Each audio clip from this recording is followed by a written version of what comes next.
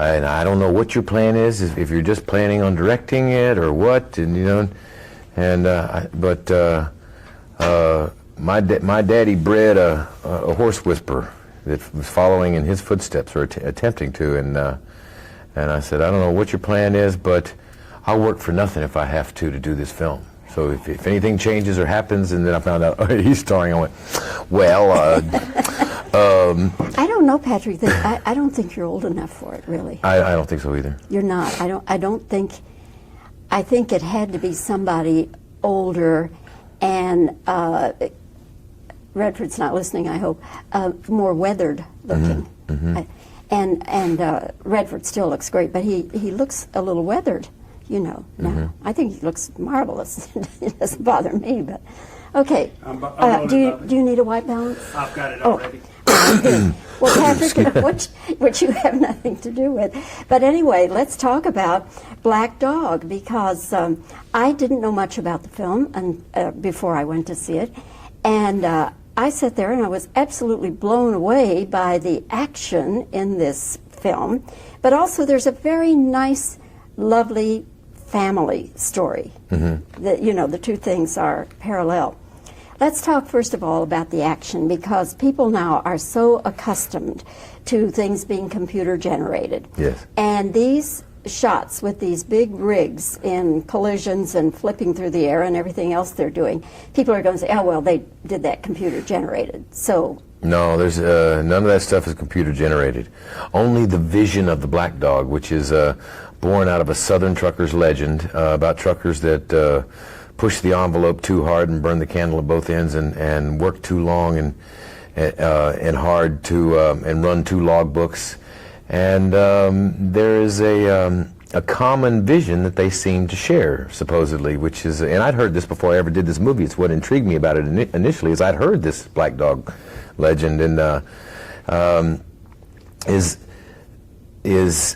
many truckers seem to share the same vision of when they fall asleep at the wheel and go off the road and die or are hospitalized or kill someone, they all see themselves driving into the gaping jaws of a giant black dog in the fangs, and then they wake up or they don't. And so that's what happens to this guy, Jack Cruz. But the action, for me, it's a very responsible action movie, because I have very specific standards on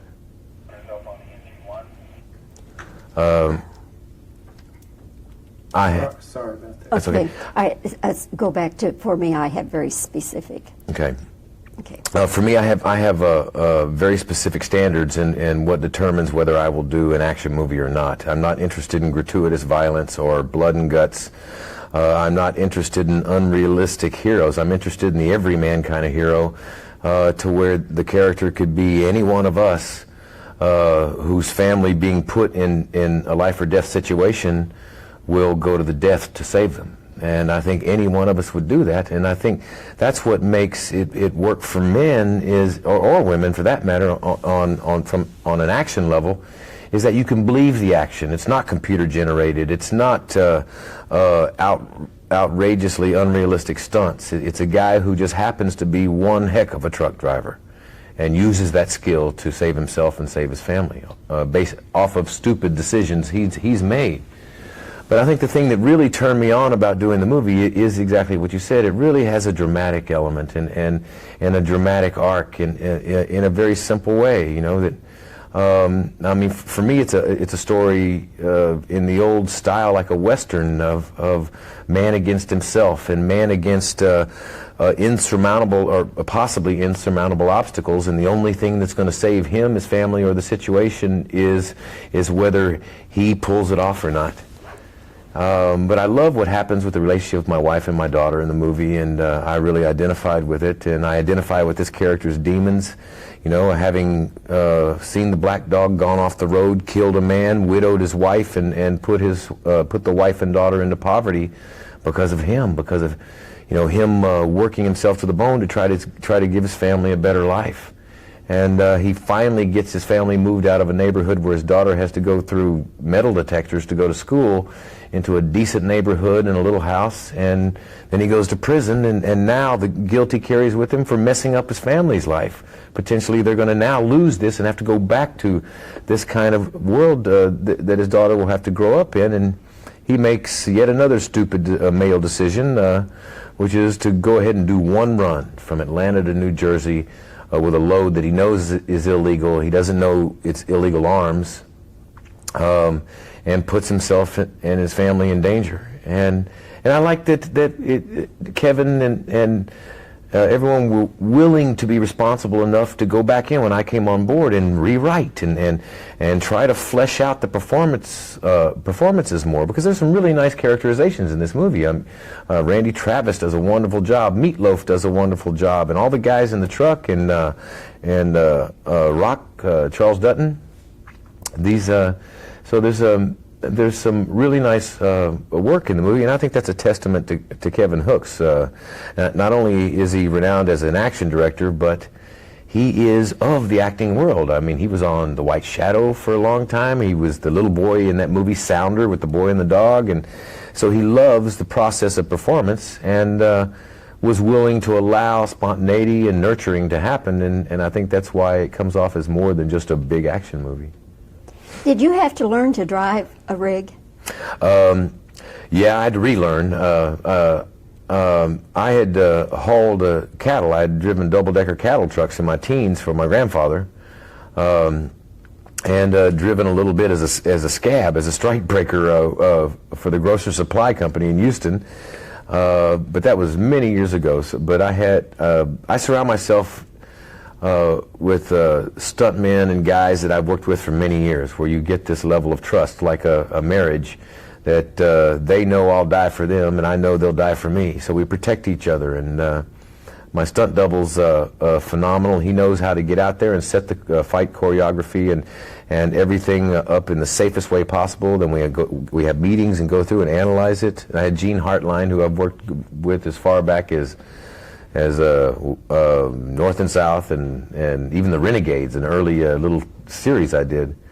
He was my Zen guru truck driving mentor, and he turned me back into a truck driver real fast. And it worked. It really helped the production, because they had all these special rigs built, planning on an actor that had no ability to drive the truck. But when I showed myself to be able to handle this rig in a lot of situations, I wound up being able to do a lot of driving, which saved them a lot of time. How many rigs did they use, and how many did they trash? I don't know, but I think we do wreck more big rigs in this movie than in the history of cinema. Thank goodness we don't blow that many up, though. It's more like, real skill on my character's part, that he gets out of it without blowing too many of them. We do have the obligatory run the truck into the tanker and see the big kaboom, and then the one truck that runs it, the car that runs in the back of the truck. But the rest of it's just straight ahead fun action, But I would say it could be possible we destroyed 50 big rigs. At least. Yeah, it was outrageous. I mean, just we had, for my truck, we had 6 or 8 doubles on just my truck, because we had to have it in different states as it goes through what it goes through, and then keep the one movie star truck in really good shape in case we had to jump back to earlier shots. But we had what was called the War Wagon. I mean, some amazing rigs. They took a giant bus frame, took the body off of it, and put a seat out on the very front of it for the driver, and then a platform all the way around the cab of the truck set in the center, and then a director's monitor room on the back, to where we could have some control and some versatility with the camera. I mean, that's how we get those tracking shots all the way around the cab while we're doing 60 miles an hour down the highway. And we could have a camera crew and lights and everything, and it was a behemoth. It was like a sight to behold going down the streets. I mean, people would just stop and do, what is that? Where did that come from? But it was a lot of fun. I think I haven't had that much fun on a movie in a while, especially with the pain I had to go through while shooting it, because the movie I did immediately before Black Dog is kind of a very interesting thriller called Letters from a Killer that will come out afterwards. But I had my first mishap on a movie like this, where I broke both my legs and I detached 4 tendons from my shoulder. At the very end of a bareback horse chase sequence, was done with all the stunts, all that stuff. It was mainly just, a shot to establish me just, following a path through these oak trees with FBI cars, and they can't follow because the trees get too dense. And came up to the camera, and the horse wanted to go one way, and I needed him to go the other, and we only had one chance at the shot, and I made him go where I wanted him to go, so he cut 90 degrees, and I was bareback, so he sent me, like, in a pretty swan dive right at an oak tree. So I had this very intimate moment with this oak tree, but what saved me was I grabbed 2 handfuls of his mane and flipped myself so I'd break my legs into the tree rather than go head first into the tree. And then when I hit the ground, I detached all the tendons from my shoulder.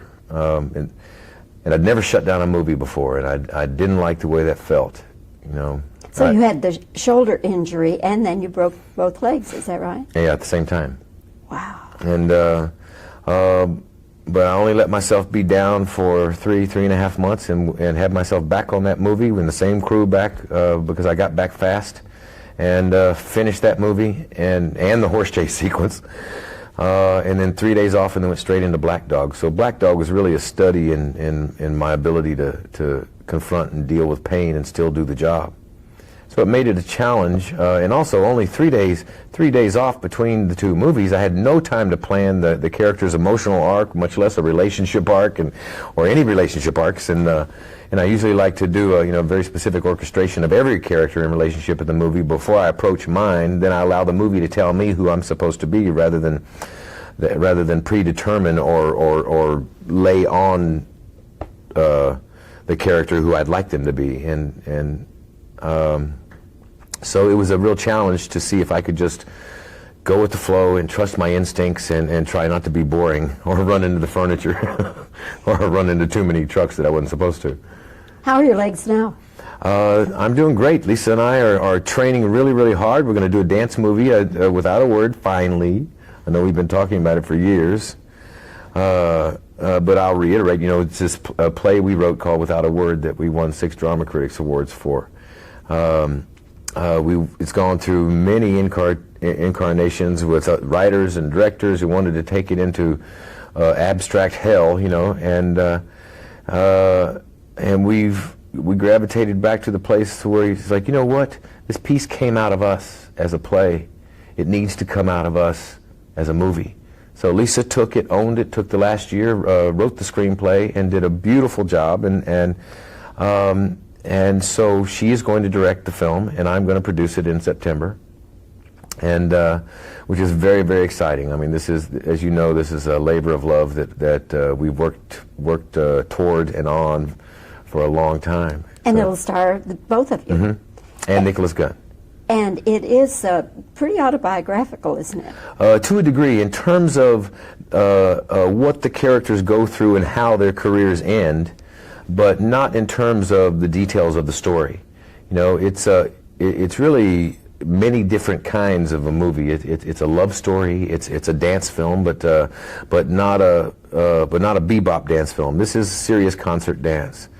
That we have a concept, but we have a concept on how it can really work for a mainstream audience, without selling out the quality or the potential level of depth of the dance. And we're putting together many wonderful choreographers, so there's many different kinds of dance and style, and my mother being one of them. And so it's really exciting, it's really scary, but we're going to have a lot of help, because over the years I've made a lot of very, very close friends of crews and people that love me and that I care about, and because I'm a protector of the crew. I really believe in creating a collaborative energy on the set and allowing everyone's input to be important. Even the craft service guy, I'll go up to and go, "What'd you think of the scene? You should do something different." And go, "You know what? If it were me, you're doing too much there. I think all I do is sit there. And half the time he's like, he's right. I'm trying to play the subtext. I'm trying to do too much. I'm going to shut up, back off, and go eat. You know, it's,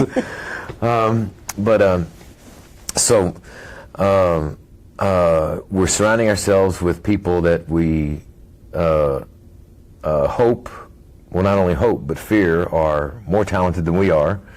And our plan is just to deliver our concept passionately, or at least as the director, deliver her concept passionately and shut up, get out of the way, and play chess and let people do their jobs. And when will you start filming? Where? When? September, probably in Toronto. Oh. And then immediately after that, I think I told you about this movie I've been researching for many years about the history of the Arabian horse, called Drinkers of the Wind, which Arabians have been nicknamed for centuries. I just got the first draft delivered a little bit back, so that is also greenlit, financed, and I'm going to direct that in the Middle East, in the desert, immediately after Without a Word. And you'll star as well? Mm-hmm. And that is a movie that is historically based in fact, but we're just inserting this fictional character, but not allowing this character to affect history, because we'd really like to stay true to the history of how the Arab countries were formed. So this guy can't be necessarily a part of the formation of those countries. He's got a peripheral story. And it's really a movie in the old style. It's like, you know, it's an epic and big in scope, but not bigger than life. It just follows this man's journey of learning how to care about something other than himself through the love of this horse, this mare, and this taboo, ultimately doomed relationship between he and this Arab woman, and the love of a people. Because I have so many friends in the Middle East, and they are so tired of being the bad guys and terrorists in the movies these days. They know I want to present their culture in the beautiful light that it deserves, and that's part of my objective in the movie as well as telling the history of the Arabian horse that I love so much. So you have your next 2 or 3 years mapped out. Yes, ma'am. And you know, after I hit that oak tree, it just flipped a switch inside of me. You know, I mean, I really should be dead, and I'm not. And it made me realize I'm on borrowed time, you know, and we only have so much time, so you might as well get on with it. You know, I hadn't directed or produced to this point because of fear, and I don't think you ever get rid of fear, but I think you can use it as an incentive and drive you forward and drive you to a greater level of excellence. But I don't care about the fear anymore, and I got a lot I want to say as an actor as well as a filmmaker, and I'm going to say it. And the only way to do it is do my projects. Patrick, one last question, and that is, what reaction do you think truckers will have to Black Dog? I'm very excited about the reaction that truckers will have. That's going to be the real test for me, is do I pass the test for truckers? You know, I mean, are they going to be in there going, whoa, this boy can drive, you know, and are they going to identify with me and feel like I represent them in a way that they can be proud of? So, and I think they're going to love this movie, you know, mainly because it's realistic, you know, and it's a responsible action movie. But you haven't, so far you don't have any reaction from truckers? All the truckers around North Carolina and Georgia and where we were shooting it, and all the truckers on the movie are very proud to have been associated with it and proud of what I did. So I've gotten a little tease of a trucker's reaction, but I think they're going to like it. But what surprises me is women are loving this movie. I mean, why? It would have to be because of the dramatic arc, you know, and that. Okay. Bobby, I'm sorry. I'm rolling again. All right. Patrick, what is the meaning of Black Dog as far as truckers is concerned? It's an old Southern trucker's legend, where it's this vision that all... Wait a minute, excuse me. I think I... Yeah, right. Okay, I'm rolling. Patrick, as far as truckers are concerned, what is the meaning of Black Dog? It's an old Southern trucker's legend that truckers seem to share the same vision, when they go off the road after running too many hours and pushing the envelope too far. That's good. Okay. How many rigs did you trash and destroy in making this film, Black Dog? That's hard to say, but we definitely trashed more than I think anyone's ever done in cinema in history. Okay, that's fine. That's fine. You okay, Jimmy? I'm okay. Oh, okay. How did they go about getting some of these extraordinary shots of the chases and the crashes and all? Well, like as you said earlier, a lot of people think all this kind of stuff is done computer generated, but we are really wrecking these trucks. And Yeah. actually, the only thing that's computer generated is the actual Black Dog vision. Okay, and now I'll re-ask that question a different way. Okay. Did you use any computer generation for the truck crashes and the truck races? No, none for the truck stuff, but only just for the Black Dog, the vision of the Black Dog. Okay. All right.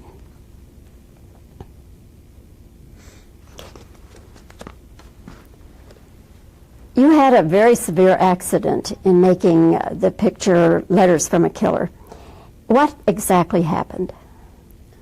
Had an intimate run-in with an oak tree, and done with all the stunts, and just it was time for me to ride into a movie star close-up that happened to turn to a hazardous stunt. Okay, that's fine. Patrick, did anything positive come out of the accident? Gave me a chance to find out that I got a lot I want to accomplish in my life. And we're only here so long, and I'd better get on with it. That's fine. You have been wanting to do a film with Lisa, your wife, about dancers. What's the latest on that? Well, as you know, it's called Without a Word. We did it as a play and won a lot of awards for it, and we're going to get it done as a movie now. And Lisa wrote it, she's going to direct it, and I'm going to produce it. And when will you start filming that? September in the fall is what we're shooting for, or the time we're looking to get into production with it. For a long time, I know you've had another project about Arabian horses. What's going on with that? That is greenlit also, and got the first draft, and it turned out to be wonderful. And so we're going to shoot it in the desert in the Middle East immediately after Without a Word. Okay. Jimmy, that should do it. Okay. That's a wrap. You don't want any just